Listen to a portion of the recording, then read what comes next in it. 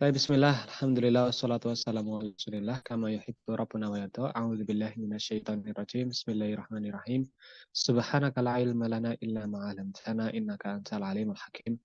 Allahumma anfa'na bima 'allamtana wa 'allimna ma yanfa'una warzuqna ilman yanfa'una. Allahumma la sahla illa ma ja'altahu sahla wa anta taj'alul hazna idza syi'ta sahla. Waj'al lana ya rabbana kulla syai'in sahlan wa muyassaran amin. Rabbi shrah li sadri wa yassir li amri wahlul 'uqdatam min lisani yafqahu qawli. Amin, amma ba'du. Gimana kabarnya? Mulai dari ini dulu deh. Nida, gimana Nida kabarnya? Sehat Ustaz, Alhamdulillah. Alhamdulillah. Widi, gimana Widi?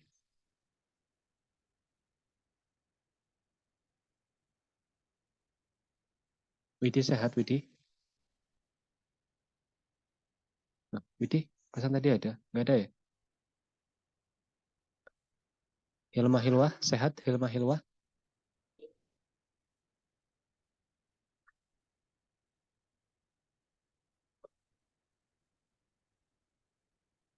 Suara saya kedengeran nggak sih? Kedengaran Ustaz? Oh, kedengeran. Baik. Pokoknya memang suara saya yang nggak kedengeran. Ini tuh rusak headsetnya tuh. Yang satu tuh kesek-kesek suaranya. Yang satunya tuh enggak. Baik. Malam hari ini kita lanjutkan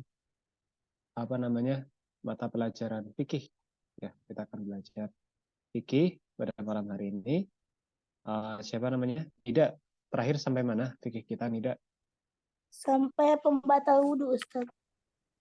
Bisa dibaca, Pembatal wudhu. bisa dibacakan apa saja pembatal wudhu?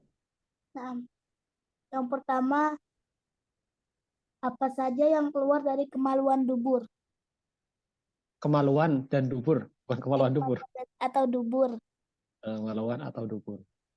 Dubur itu anus maksudnya, tempat keluar kotoran.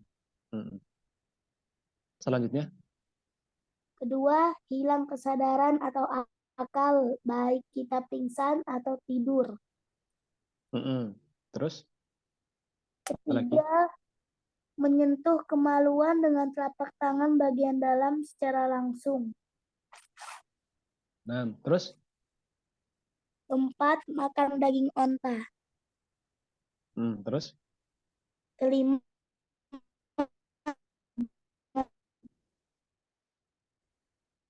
ulangi yang kelima apa? Berhubungan badan. Terus yang keenam, Murtad. murtad. Terakhir sampai situ. Ya. Baik. Malam ini kita lanjutkan ya materi kita ya. Qala Syekhuna hafizahullah taala ad-dabitu tsani yahrumu atau yuhramu 'alal muhdits hadatsan asghara salasah ya. Diharamkan bagi orang yang hadas kecil ada 3 hal. Tapi sebelum itu Ana mau tanya dulu nih ke antum ya. Nida misalnya, Nida, apa itu hadas, Nida? Hadas itu apa hadas?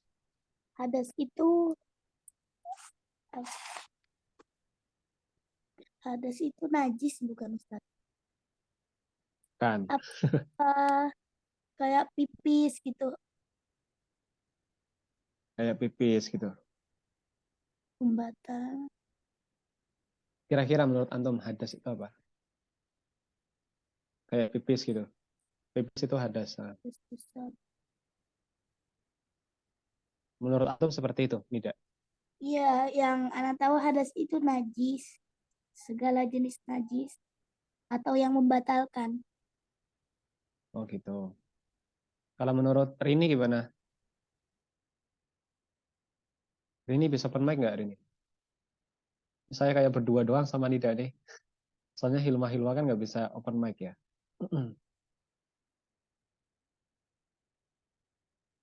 Kok 4 doang? Loh, Rini nggak ada keluar. Perasaan tadi ada. Baik. Hilma sehat nggak? kabarnya? Sehat, ya Mahilwa?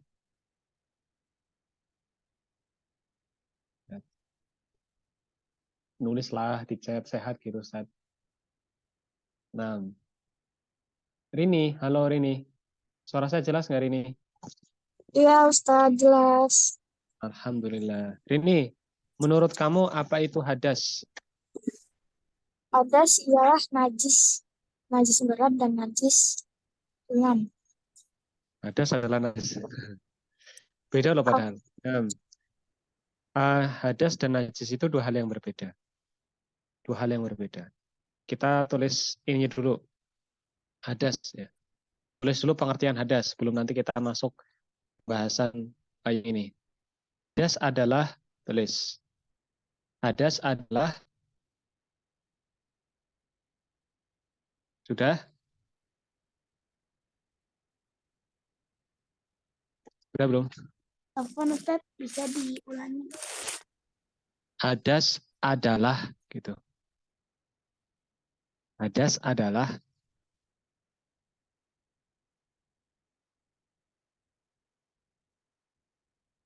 Sudah, kondisi sudah, yang menyebabkan seseorang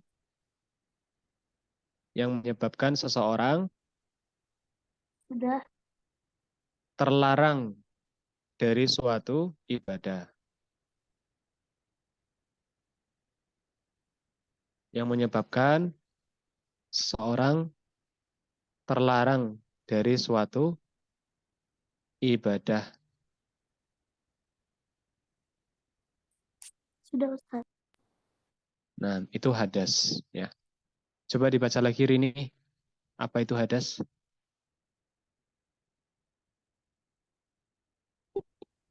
Hadas adalah kondisi yang menyebabkan seseorang terlarang dari sesuatu ibadah. Mumtaz.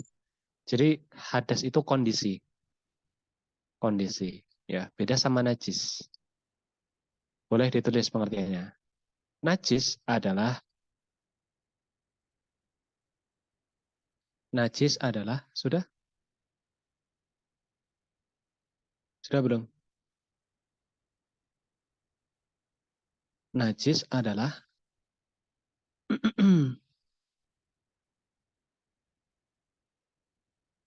najis adalah sudah?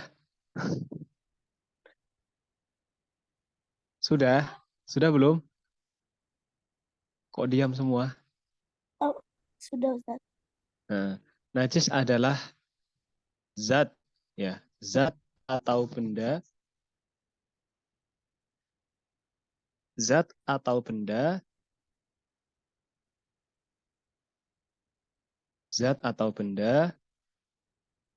yang teranggap kotor oleh syariat. Yang teranggap kotor oleh syariat. Yang teranggap kotor oleh syariat. Yang teranggap kotor oleh syariat. Sudah? Sudah, Dan tambahkan dulu dan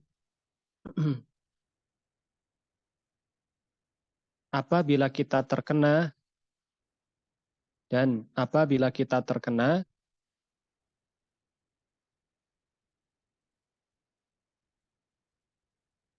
sudah, benda atau zat tersebut,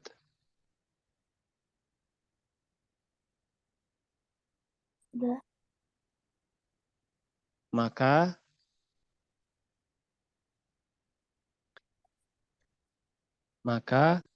kita sudah, harus menyucikannya. Maka kita harus menyucikannya dengan cara-cara khusus. Maka kita harus menyucikannya dengan cara-cara khusus. Maka kita harus menyucikannya dengan cara-cara khusus.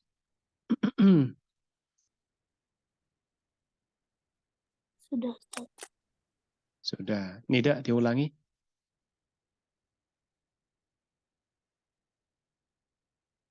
Nida diulangi.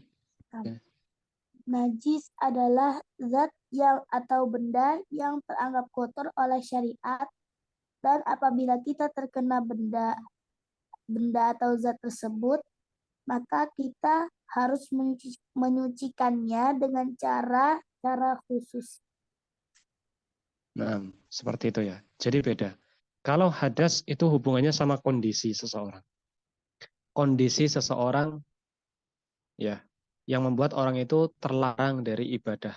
Kalau saya sedang hadas kecil, maka saya terlarang dari sholat. Kalau saya sedang hadas besar, saya terlarang dari apa misalnya? Sholat juga. Dari sholat juga atau dari apa namanya? Puasa nggak ya? Atau dari itikaf misalnya, ya itu juga tidak bisa. Ya, jadi hadas itu lebih ke kondisi. Kondisi seseorang, ya kondisi seseorang di mana dia itu terlarang dari ibadah. Sementara najis itu benda atau zat, ya benda atau zat. Bisa jadi najis itu hanya hanya setetes air kencing misalnya, setetes. Tapi itu najis, ya zat cair sedikit itu najis. Atau misal kotoran manusia ya, sedikit misalnya, itu juga najis. Atau air liur anjing itu juga najis. Ya, jadi najis itu lebih kepada zat atau benda. Sementara kalau misal apa namanya hadas itu ke kondisi, ya kondisi. Taib al asya allati tuhramu ala man intaqada wudu'ahu thalatha. Kemudian antum tulis semua ya hal-hal yang diharamkan bagi orang yang sedang hadas kecil. Hal-hal yang diharamkan bagi orang yang hadas kecil. Hal-hal yang diharamkan bagi orang yang hadas apa? Hadas kecil. Hal-hal yang diharamkan bagi orang yang hadas kecil. Sudah? Apa Ustadz bisa diulangi?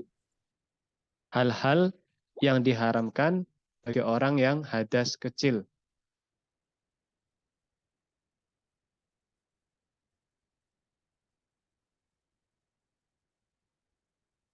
Hal-hal yang diharamkan bagi orang yang hadas kecil.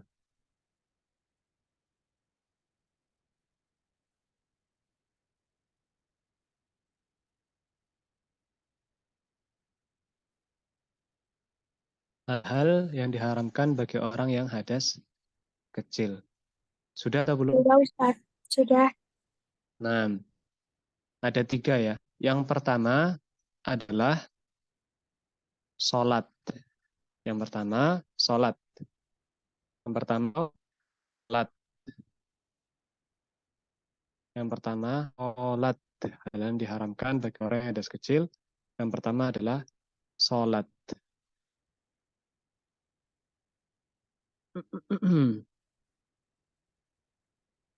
Ay la yajuzu lahu an yusalliya wa dzalika li anna nabiyya sallallahu alaihi wasallam qala la yaqbalu Allahu salata ahadikum hatta idza ahdatha hatta yatawadda hatta yatawadda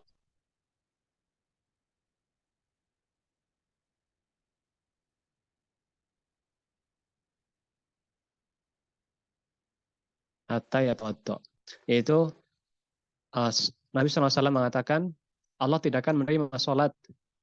Ya, Allah tidak akan menerima sholat di antara kalian apabila kalian ini hadas, ya, apabila kalian hadas kecil, sampai kapan? Sampai kalian berwudu. Jadi kalau kita belum wudu, maka sholatnya tidak sah. Ya. Berarti kalau ada orang mengatakan, wah nggak apa-apa sholat tanpa wudu misalnya, udah jelas berarti menyelisih hadis Nabi ya. Padahal Nabi mengatakan dengan sharih, dengan jelas di sini, la yaqbalullaha sholata ahadikum. Ya, Allah tidak menerima sholat di antara kalian, ya seorang pun di antara kalian, apabila dia sedang hadas, ya, sampai dia wudhu. Nah, itu artinya 2 hal yang bisa kita ambil di sini bahwasanya yang pertama, orang yang hadas kecil ini sholatnya tidak akan diterima. Orang yang masih dalam kondisi hadas kecil, sholatnya tidak akan diterima. Yang kedua, bahwasanya wudhu itu berarti hukumnya wajib bagi orang yang mau sholat. Ya, wudhu berarti hukumnya wajib bagi orang yang mau sholat seperti itu. Karena kalau tanpa wudhu berarti sholatnya tidak diterima. Nah, seperti itu. Yang kedua adalah tawaf. Yang kedua tawaf. Yang kedua tawaf. Nida, tawaf itu apa Nida? Tawaf itu tawaf berkeliling-keliling. Keliling-keliling di mana? Keliling-keliling Ka'bah. Keliling-keliling Ka'bah. Nah, kalau bukan di Ka'bah namanya bukan tawaf, hanya keliling saja. Nah, tawaf itu mengelilingi Ka'bah, itu tawaf namanya. Nah, ay la yajuzu liman intaqada wudu'ahu an yatufa bil Ka'bah, yaitu tidak boleh bagi orang yang wudunya batal untuk mengelilingi Ka'bah. Li'anna Nabi sallallahu alaihi wasallam qala atawafu haulal Ka'bati mithlu shalah, yaitu tawaf di sekitar Ka'bah itu sama seperti sholat, ya, sama seperti sholat, ya. Jadi harus bersuci dulu, ya, harus bersuci dulu dan harus benar-benar khusyuk, ya, harus bersuci dulu dan harus benar-benar khusyuk. Ya, tafadhol Nida. Ini sering nih, Nida sering pipis di tengah-tengah. Sering izin kamar kecil lagi pelajaran. Jadi orang yang apa namanya hadas kecil itu dia belum boleh mengelilingi Ka'bah sampai dia bersuci dulu. Ya makanya kalau orang haji atau umroh dia bersuci kemudian dia pakai pakaian ihram, nah baru setelah itu dia tawaf, ya. Baru setelah itu dia tawaf. Nah, seperti itu. Kemudian yang ketiga, ya, yang ketiga adalah menyentuh mushaf. Yang ketiga menyentuh mushaf. Ya. Hal yang diharamkan bagi orang yang hadas kecil. Yang ketiga adalah menyentuh mushaf. Ya. Dan mushaf ini, ya, adalah Al-Quran yang berbahasa Arab dari awal sampai akhirnya. Tidak ada terjemahannya, tidak ada ejaan Latinnya. Jadi full Arab, ya. Jadi full Arab dari Al-Fatihah sampai An-Nas itu full Arab, tidak ada terjemahannya, tidak ada Latinnya, ya seperti itu, full Arab seperti Al-Quran, ya seperti apa istilahnya? Ya, maksudnya murni, ya, murni, tidak ada apa namanya tambahan terjemahan tidak ada. Itu namanya mushaf, ya. Itu namanya mushaf. Jadi mushaf di sini yang dimaksud, ya, ketika orang hadas kecil tidak boleh menyentuh mushaf adalah mushaf yang Al-Quran yang Arab, yang full Arab seperti itu. Ya. Tidak ada terjemahannya. Kalau misal Al-Quran terjemahan, ya itu masih dibolehkan, ya, masih dibolehkan. Dan juga misal orang yang dan juga misal Al-Quran yang diaplikasi. Ya. Karena sekarang di zaman sekarang ada aplikasi di HP, aplikasi Quran misalnya. Paham ya? Di aplikasi Quran itu ketika kita buka maka dia jadi Al-Quran. Tapi ketika kita minimize, kita kembali, kita buka WhatsApp misalnya, maka berubah tampilannya jadi WhatsApp, ya. Jadi itu bukan Al-Quran yang dimaksud, ya, karena bisa berubah-ubah, tidak baku. Nah, sementara mushaf itu yang dimaksud di sini adalah yang baku, yang tidak berubah. Nah, kalau bentuknya kalibrasi, ya, bentuknya kalibrasi seperti yang ada sekarang di aplikasi HP itu tidak masalah, ya. Itu juga kalau misal orang yang haid, ya, orang yang haid, orang yang apa istilahnya, kecil haid misalnya, perempuan biasanya kan haid. Nah, kalau haid itu dia masih bisa baca Quran, tapi dari Al-Quran yang terjemah, Al-Quran yang terjemah, atau dia dari Al-Quran yang ada di HP, ya, atau di aplikasi, itu masih dibolehkan membaca Al-Quran pada yang seperti itu. Tapi kalau misal Al-Qurannya mushaf, maka dia tidak boleh menyentuhnya, tidak boleh menyentuhnya. Seperti itu. Bisa dipahami semuanya?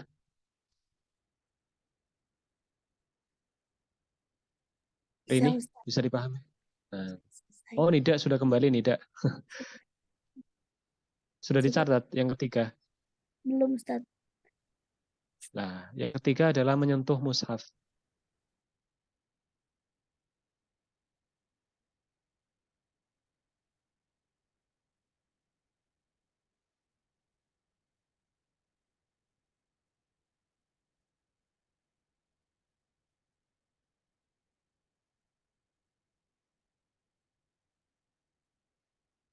Nah, saya mana tadi? Saya sampai lupa. Mushaf ya. Qala ta'ala la yamassuhu ilal mutahharun. Ya. Tidaklah Al-Qur'an mushaf itu disentuh oleh orang-orang yang menyucikan diri. Nah, jadi afdolnya itu adalah ya wajibnya itu wudhu dulu.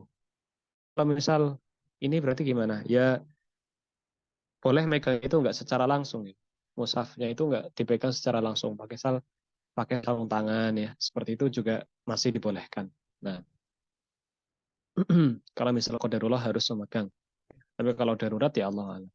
Tapi intinya di sini penulis mengatakan bahwasanya itu tidak apa? Tidak tidak dibolehkan, haram. Baik, kemudian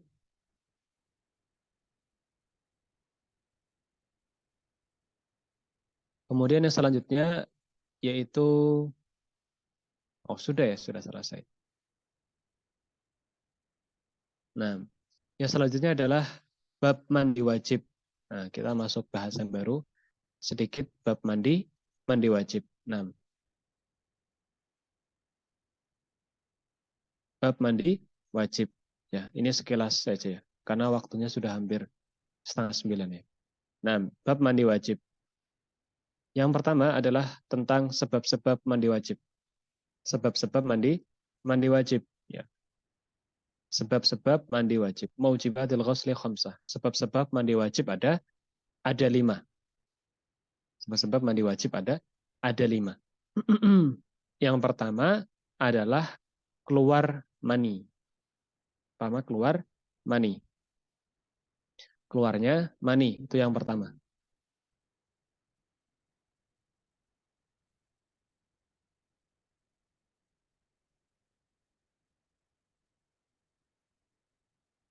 Pertama keluar mani. Sudah ditulis?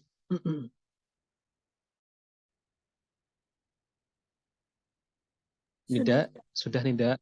Nah, dan ini pengetahuan ya, penting karena mungkin beberapa di antara antum ya, meskipun antum ini ya, biasanya kan sudah ada yang mungkin sudah pubertas ya, sudah pubertas.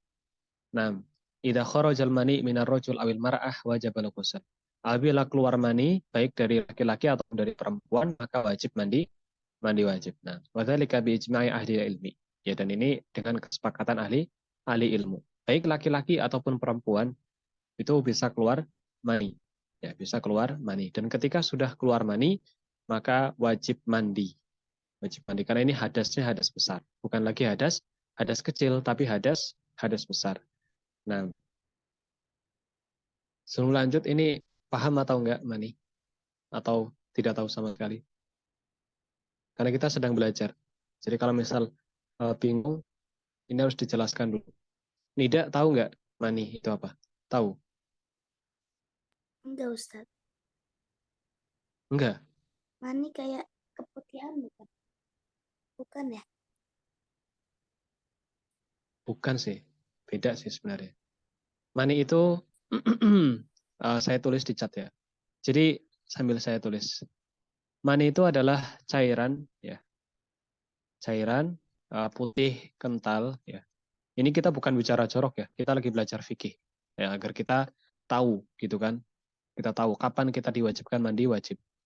Cara cairan putih kental ya. Kemudian berbau tumbuhan.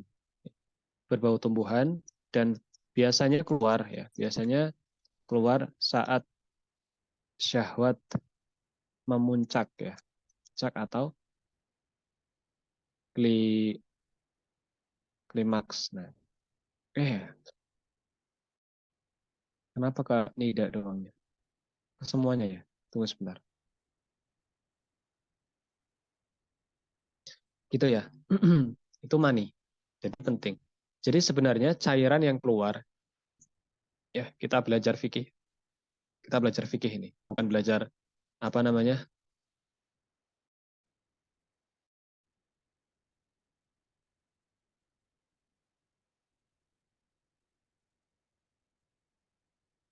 Kita belajar fikih bukan belajar apa namanya? Jorok ya. Nah, Afan saya malah belum buka chat ini. Ternyata Hilma ngechat dari tadi ya. Ustaz Afan kalau hadas kecil setelah buang air kecil boleh pegang mushaf. Ya seperti tadi, megangnya jangan langsung. Atau megangnya mushaf yang terjemah saja. Al-Quran terjemah saja. Atau Al-Quran yang dari HP. Kalau mau megang mushaf yang bahasa Arab pun berarti dia harus pakai sarung tangan atau misal megangnya nggak secara langsung. Seperti itu. Ya. Kecuali darurat ya itu beda lagi. Nah, mani itu adalah cairan putih kental, ya putih kental berbau, berbaunya bau tumbuhan dan biasanya keluar itu saat syahwat memuncak. Saat syahwat memuncak. Biasanya kalau misal keluar itu menyembur, menyembur kencang seperti itu. Itu dan tidak bisa ditahan. Tidak bisa ditahan. Itu mani. Ya itu mani. Jadi perlu dipelajari ya, diketahui bahwasanya yang keluar dari kemaluan kita, ya baik laki-laki ataupun perempuan, itu bukan hanya kencing. Bukan hanya kencing. Ada kencing, ada madhi, ada mani, ada wazi. Ya, jadi ada empat. Ada empat ya. Dan yang menyebabkan kita harus mandi wajib itu hanya mani. Hanya mani. Sementara kencing itu tidak. Ya, kencing itu tidak. Kemudian apa lagi? Madhi itu juga tidak. Wazi itu tidak. Tapi kalau mani itu menyebabkan kita harus mandi wajib. Nah, dan hanya mani yang hukumnya tidak najis. Selain itu najis semua. Nah, ini mani ya tadi ya. Nah, ini mani tadi. Kemudian ada lagi namanya itu kalau kencing kan sudah paham ya, kencing. Nah, ada lagi yang namanya madhi ya. Madhi itu cairan yang apa namanya? Bisa dibilang lengket ya, tapi tidak terlalu kental. Kental berwarna bening. Ya, berwarna bening dan biasanya keluar saat syahwat naik ya, naik dan juga biasanya saat keluar tidak terasa. Itu namanya madhi ya.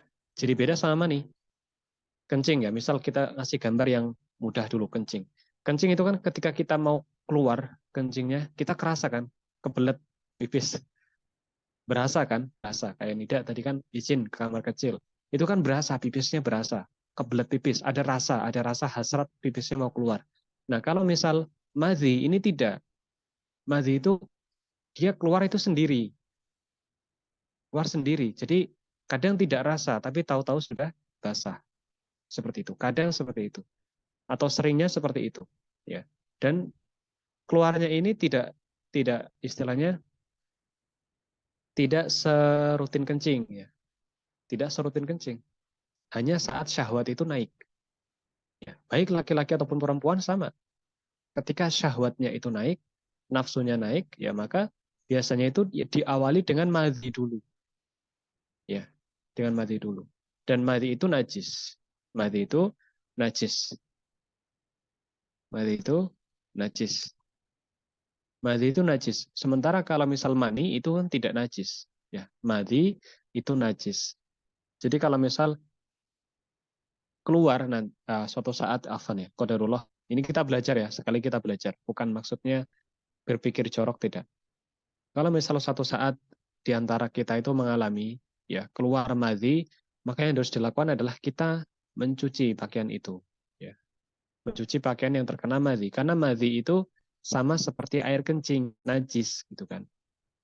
Seperti itu. Ya, jadi pakaiannya nanti jadi najis, celananya jadi najis atau roknya jadi najis seperti itu ya. Jadi ini perlu dipahami dulu. Ya, sampai sini perlu dipahami betul-betul. Karena ini hukumnya najis.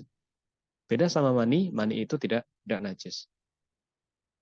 Kalau misal gambaran mudahnya ya, kita ngambil gambaran yang mungkin lebih dekat karena ini kan mungkin jarang-jarang. Kita mungkin pernah flu atau pilek. Pilek. Ada yang belum pernah pilek? Nida, sudah pernah pilek? Nida? Sering Ustaz. Nah, kalau pilek itu biasanya kan tahapannya orang nggak langsung blek pilek parah gitu kan nggak kan? Biasanya pas awal-awal orang pilek itu biasanya yang ingusnya itu encer bening pas awal-awal. Nah itu bersin-bersin terus ya, pas awal-awal seperti itu. Nah, madhi itu seperti itu. Seperti ingus yang encer bening seperti itu. Seperti itu madhi. Itu madhi seperti itu. Sementara mani itu kental. Kental. Seperti apa namanya, orang yang pileknya itu sudah 2 minggu atau 3 minggu. Biasanya menuju sembuh itu biasanya afan. Ingusnya itu kental. Kental dan padat biasanya bikin mampet. Nah, kalau mani itu seperti itu. Kentalnya seperti itu. Warnanya putih. Ya, biasa warnanya putih. Jadi bisa ya dipahami. Jadi ada beberapa yang keluar dari kemaluan kita. Nah, terus yang terakhir, ini biar lengkap saja nanti baru kita selesaikan. Biar catatan antum lengkap. Yang terakhir, apa namanya? Yang keluar dari kemaluan selain mani dan madhi dan kencing adalah apa namanya? Wadhi. Ya, wadhi, gitu ya. Wadhi ini adalah air mani, ya. Aslinya mani yang tidak apa namanya? Yang tidak keluar ya, yang atau yang tertahan ya. Tahan sehingga keluar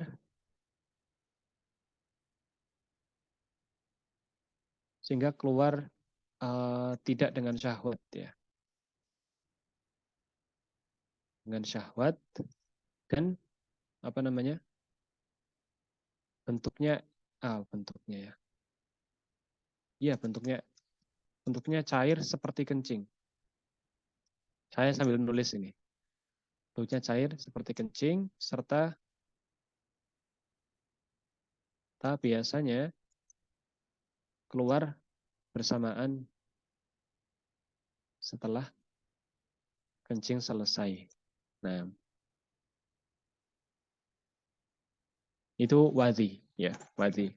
Jadi orang yang mungkin biasanya syahwatnya tinggi ya, kemudian airnya tertahan sehingga keluar dan tidak dengan syahwat dan bentuknya cair seperti kencing, biasa seperti pipis. Tapi pipis kan biasanya bening ya atau kuning ya pipis. Nah, kalau wadhi itu putih. Jadi seperti kencing, persis kayak air biasa tapi warnanya putih. Seperti itu namanya wadhi ya. Dan kadang juga keluar ya, wadhi ini kadang juga keluar setelah berhubungan badan. Setelah berhubungan badan. Ya. Keluar setelah mani ya. Keluar setelah mani, setelah berhubungan badan. Nah, kadang wadhi juga seperti itu. Dan wadhi ini najis. Wadhi ini najis ya. Wadhi ini najis. Beda seperti mani itu tidak najis ya, seperti itu. Tapi kalau wadhi itu najis.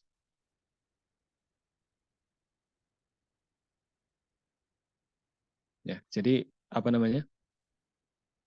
Ada mani, ada madhi, ada wadhi. Ya, ini perlu dipahami. Maksudnya yang keluar dari kemaluan kita itu ada 4. Nah, kencing, mani, madhi, wadhi. Jadi ada 4. Nah, yang mewajibkan kita mandi itu hanya yang mana? Hanya yang mani. Hanya yang mani saja. Selain mani itu tidak wajib mandi, tapi najis.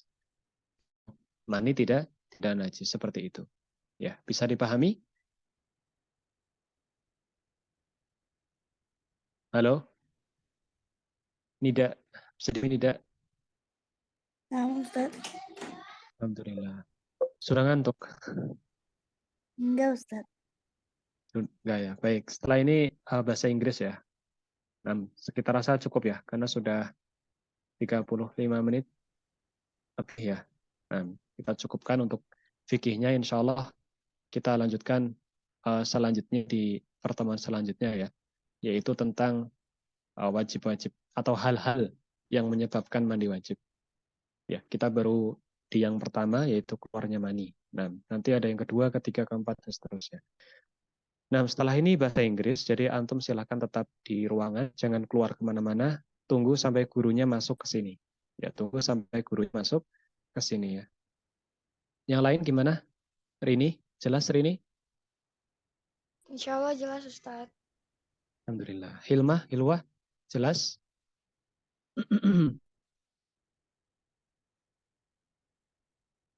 Nah, catatannya itu saya sharing di mana? Nah, catatannya saya tulis tadi di chat ya.